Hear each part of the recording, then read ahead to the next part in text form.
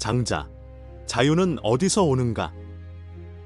저자 고종문 박사입니다. 우리는 모두 자유를 원한다고 말합니다. 하지만 그 자유는 어디에 있을까요? 더 많은 돈을 벌면 자유로워질 것이라고 생각합니다.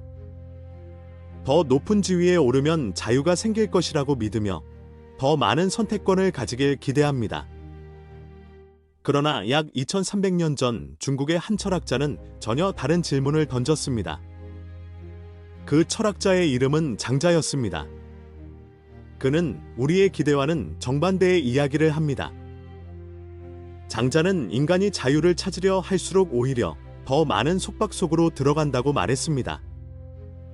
자유는 밖에서 얻는 것이 아니라 마음에서 발견되는 것이기 때문입니다. 그래서 그는 우리에게 가장 불편한 질문을 던졌습니다. 우리는 정말 자유로운가? 아니면 우리가 자유라고 믿는 것 자체가 또 다른 감옥은 아닐까? 장자가 살던 시대는 전국시대였습니다. 중국 역사에서 가장 치열한 경쟁과 권력투쟁이 벌어지던 시기였죠. 나라들은 끊임없이 전쟁을 벌였습니다. 권력을 가진 사람들은 더 많은 영토를 원했고, 지식인들은 권력을 얻기 위해 서로 경쟁했습니다. 철학자들조차 정치 권력 속으로 들어가려 했죠. 그러나 장자는 전혀 다른 길을 선택했습니다. 권력의 중심 대신 그 바깥에서 세상을 바라보았습니다.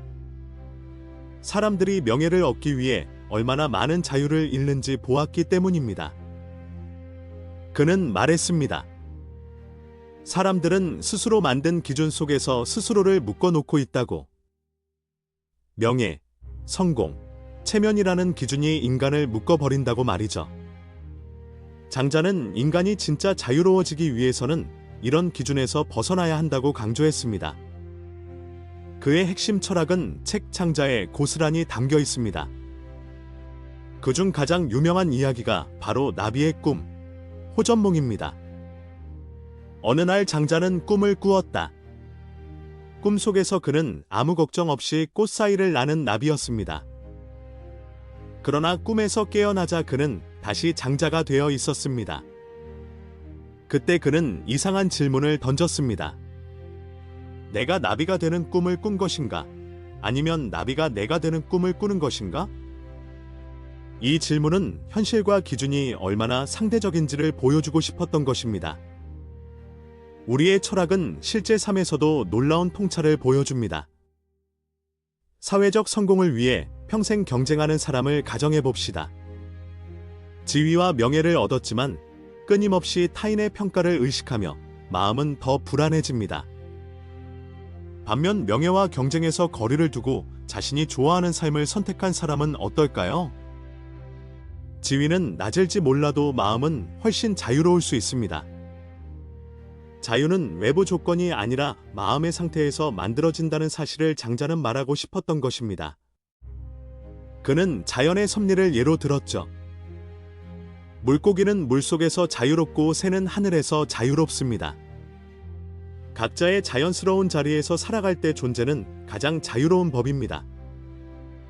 자유는 소유나 권력, 타인의 인정에서 나오지 않습니다.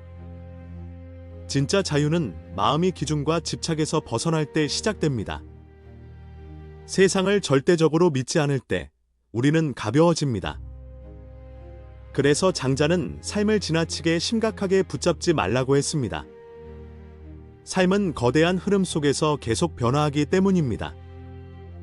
자연스러운 삶이 곧 자유입니다. 이 책을 통해 여러분은 세 가지 변화를 경험하게 될 것입니다. 첫째, 세상을 바라보는 기준이 넓어집니다. 성공과 실패의 기준이 절대적이지 않음을 알게 되죠.